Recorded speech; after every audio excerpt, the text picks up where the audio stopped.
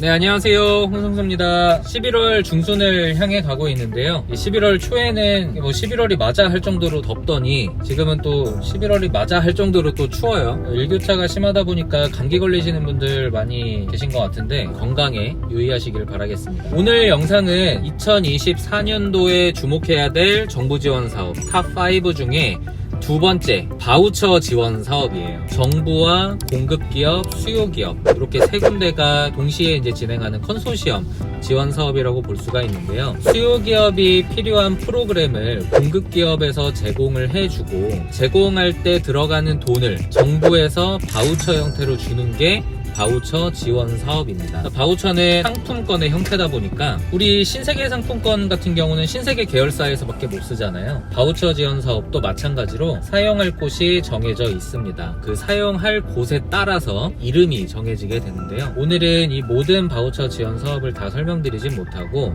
굵직한 지원 사업 5개만 한번 설명을 드려볼 거예요. 2개 내지 3개 정도만 선정이 되셔서 바우처를 이용하신다고 하면은 내년도가 좀 풍요로워질 거예요. 첫 번째는 수출 바우처입니다. 수출 바우처는 우리가 갖고 있는 어떤 제품이나 서비스를 해외로 수출하는데 사용할 수 있도록 지원금이 바우처로 나오는 건데요. 산업부와 중기부 두 군데서 운영을 해요. 산업부나 중기부 모두 다 레벨 따라서 이렇게 쭉 금액들이 올라가는 형태로 되어 있기 때문에 우리 기업이 현재 어떤 레벨에 들어갈 수 있는가를 파악을 하신 다음에 사업계획서 쓰고 신청을 하시면 되는데, 가장 아랫단계 0단계라고 얘기를 하자면 이 0단계의 지원금이 3천만 원부터 시작이에요. 산업부는 3천만 원부터 최대 2억까지 지원이 되고요. 중기부는 3천만 원부터 최대 1억 2천까지 지원이 됩니다. 우리가 수출을 한 적이 없어서 수출 실적이 없는데 가능합니까? 라고 질문을 해주시거든요. 그 아까 0단계가 공식 용어로는 내수기업 단계라고 하거든요. 이 내수기업은 수출 실적이 0이어야 돼요. 그러니까 수출 실적이 없는 기업부터 참여를 하실 수가 있다라는 거죠. 두 번째가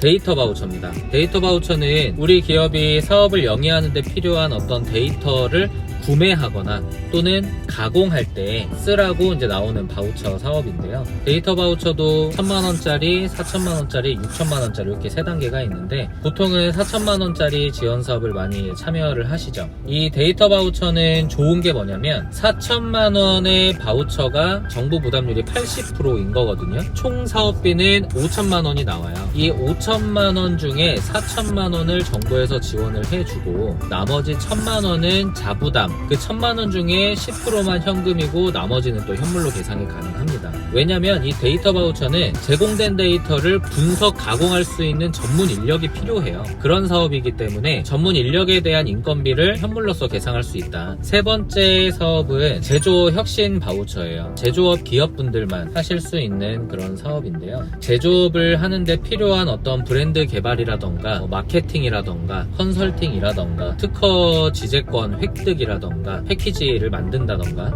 이런 부분들에 필요한 돈을 정부가 최대 5천만원까지 지원해주는 게 제조혁신 바우처입니다. 이 제조혁신 바우처는 3가지 분류로 나눠서 지원을 하게 되는데요. 각각의 분류나 세부사항들은 제가 화면에 띄워드릴 테니까 보시면 되는데요. 이렇게 각 분야별로 금액을 나눠서 사용을 하시게 되는데 모든 제조업이 신청은 하실 수 있는데 선정되기가 조금은 까다롭습니다. 이 제조혁신 바우처에서 밀고 있다고 표현을 해야 될까요? 중점 지원 업종이 있어요. 그래서 공고문을 잘 보시고 우리가 공고문에서 얘기하고 있는 중점 지원 업종인지 그거를 체크해 보신 다음에 지원을 해보셔도 되는데요. 그 중점 지원 업종이 아니다 하더라도 제조업이라면은 모두 다 신청은 해보시는 걸 추천드립니다. 네 번째는 클라우드 바우처라는 거예요. 애플 사용하시는 분들은 아이클라우드나 네이버에서 제공하는 마이박스 이런 것들이 다 클라우드 사업이죠. 웹 서버에 정보를 올려놔서 어디서든지 그 웹 서버만 접속을 하면 그 정보를 활용할 수 있도록 해주는 게 클라우드 바우처인데 기업에서 활용하는 이 클라우드 바우처들이 있어요. 쉽게 얘기하면 커뮤니티 같은 거 기업 맞춤형으로 커스텀을 할 수도 있고 재고 관리나 생산 관리나 그 통합하면 ERP 시스템이라고 하는데요. 그런 시스템들을 구매해서 활용할 수 있도록 정부가 바우처를 주는 게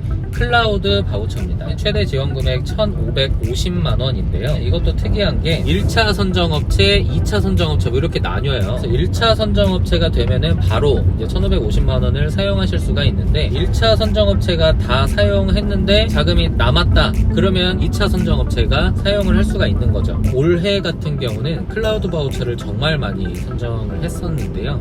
이 클라우드 바우처도 잘 활용하면 경영의 품질을 올릴 수 있는데 좋은 효과를 얻을 수 있으니까 이 클라우드 바우처도 눈여겨보시고 잘 활용해 보시기를 바라겠습니다. 다섯 번째가 지재권 바우처인데요. 지식재산권의 줄임말이고 특허나 상표권이나 디자인권 등을 획득할 수 있도록 정부가 지원해 주는 게 지재권 바우처라고 보시면 됩니다. 우리 회사의 어떤 기술력이나 이런 부분들을 명기하기 위해서 특허가 필요하다고 제가 계속 말씀드리잖아요. 우리 회사의 상표나 디자인권들도 보호받기 위해서 이제 출원을 하는데 그런 데 사용할 수 있도록 최대 1,200만 원까지 지원이 되기 때문에 이 또한 놓치면 안 되는 지원 사업이라고 볼 수가 있겠죠. 이 바우처 사업이 5가지만 있는 건 아니고요.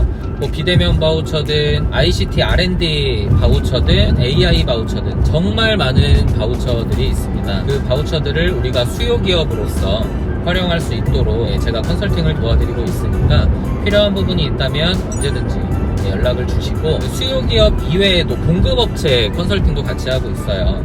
아까 말씀드렸듯이 바우처는 3자가 존재하는 컨소시엄 지원 사업이라고 말씀을 드렸잖아요. 보통은 다 수요기업 대표님들께서 많이 연락을 주시는데요. 공급기업, 즉 그 프로그램을 우리 회사도 공급할 수가 있다.